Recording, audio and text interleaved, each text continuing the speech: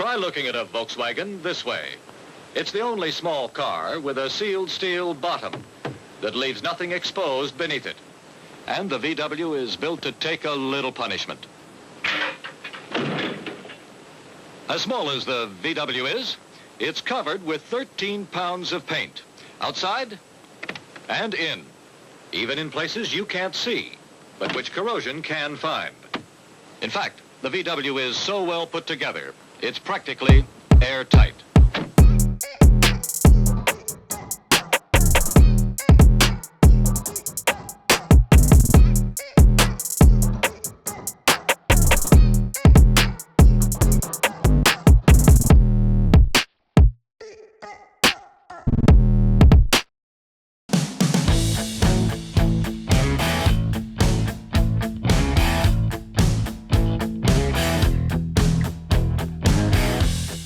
ATC is what we used to call a vocational school. Now we call it a career and technical center. And it just offers, some alternative to just your traditional high school classes. And we had a local business guy that he and his wife are both big into STEAM education.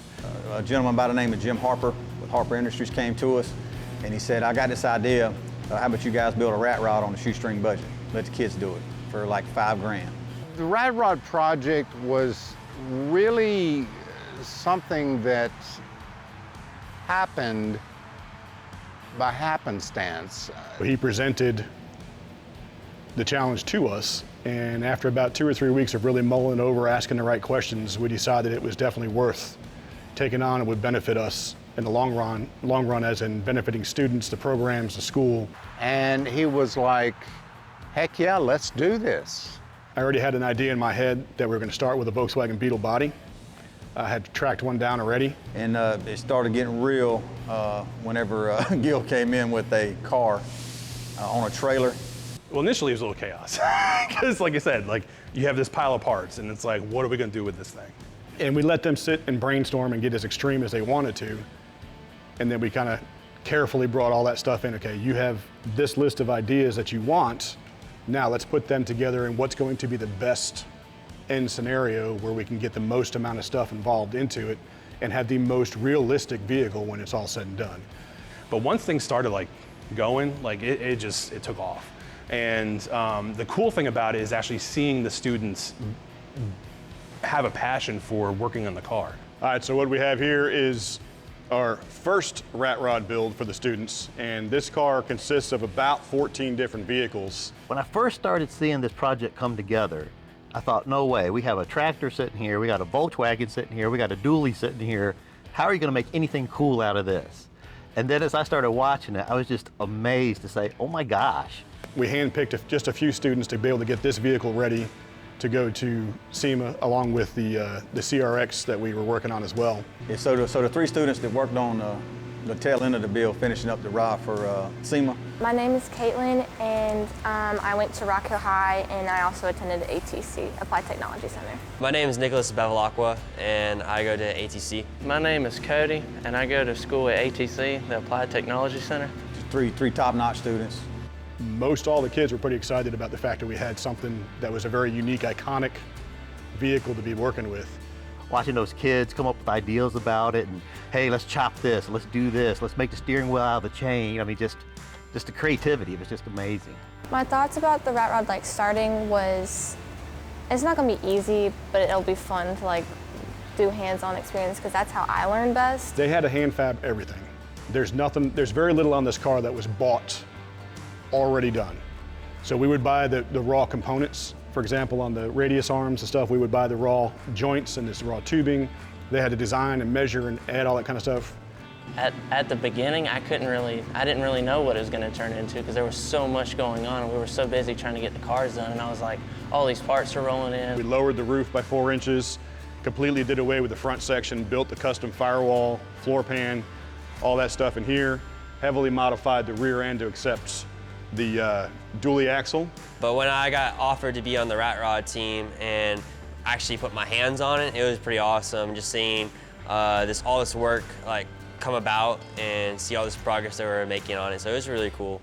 We had this idea that we needed some help with these builds. You know, we needed some sponsors to get on board and stuff, and we're like, man. So we were walking around trying to do networking, learning new industries, different people. We came around the corner and saw Quake's booth with the Freak Show and all the vehicles sitting there, and we just absolutely jaw dropped, said this is exactly up our alley. This is the people we need to talk to. So Walk over to one of the builders, and he and his brother built a Jeegle. And man, that one of the nicest guys at SEMA. We talked to him, we told him what he was doing. He was like, oh man, this is awesome. You gotta talk to Kelly. First time I met Gilmer, a couple of characters, they were pretty entertaining, and they wanted to join the freakshowbuilds. They whipped out a picture of what they were building, which was a Volkswagen that looked like something you'd take up drag racing. It was all stretched out on the frame and everything. Pretty cool looking, couple of characters, and the rest is history. Now they're part of the freak shows. And Quake was 100% on board from the get-go, and it's been a great relationship ever since. When I first heard about the bug, I was like, I was hearing about it on the phone. I was like, it's a what? It's a bug. It's a tractor. It's a rat rod. It's got dualies. It's like, what is it? It's got what? Like, but then I was like, it sounds like it'll just fit in like clutch and it'll be perfect. We started looking at, you know, what they did, like their mindset, like kind of seeing what they were putting into it. Like, it was really cool because we felt like we belonged. When Quake said they was going to send us some lights, I figured it was going to be just, you know, a light bar for the front, or just a couple light pods for the sides, or the A-pillars, or whatever, something simple, or new headlights even. They went all out with light bars, pods, headlights. Oh man, we were actually struggling with the wheel and the tire setup and stuff. You know, we had a certain way we wanted to go, and we kept hitting some roadblocks with some different companies, and just so happened we had talked to Kelly and Grant, and they said we do a lot with TIS, and went and talked to them. We didn't talk to them probably 5 minutes. They were like, just tell us what you need. Just tell us the sizes, tell us what you need, tell us what you're looking for. We'll take care of you. I didn't realize they were that nice, because when they showed up, I was like, oh, okay, now we got something, this thing's gonna really pop at a show. And then Atturo came on board, and basically they gave us the tires. I think we paid shipping or something like that. And man, nice set of tires. Those wheels and tires on that car set it off. You know, another one of the great things about this project is it showed kids and the community and the school the generosity of like the private sector and how they want to be involved with the schools and get in here and work with us. Well, DS18 was another one of the major sponsors. They came through for us pretty big as well. They donated some stuff. And it was kind of like Christmas. Like, honestly, like, we got the boxes in and we're down in Mark's room, and I'm just like cutting boxes open. And I'm like, man, did they blow it out of the water with their speakers, the radio, everything. And especially the subs that they put in, and I was like, okay, we got top of the line. Gave us a great deal on getting stuff to us as quick as possible, fair pricing on all of it so we could actually display it and use it. Die-hard batteries, if you notice in the images, we got a saddle set up for the dual batteries so we could run all the lights and run the sound system and everything, so we got batteries on both sides. Rhino straps came through and gave us a bunch of stuff. DS18 gave us a bunch of stuff. So we've got a lot of good sponsors that have been developed and relationships that have started and are blossoming quite well since we got hooked up with Quake. You know, one of the great things in talking to students about this project is, one, it gave them a different way to look at school. You know, it was just fun. It was pure fun, even though it was hard work. It's a very hands-on experience. Like with any class you do, it's like they'll teach you about it and then they're like, okay, now go do it. And I love that because most kids do learn like seeing it in like hands-on, and others do better in the classroom. The crunch time is no joke when it's coming to SEMA, the 2 weeks before SEMA. Man, when you see these shows on TV and they go on this timeline, yeah, you really don't know that you're on that timeline. We was here on Thursdays, we were here on Saturdays, sometimes even Sundays if we could.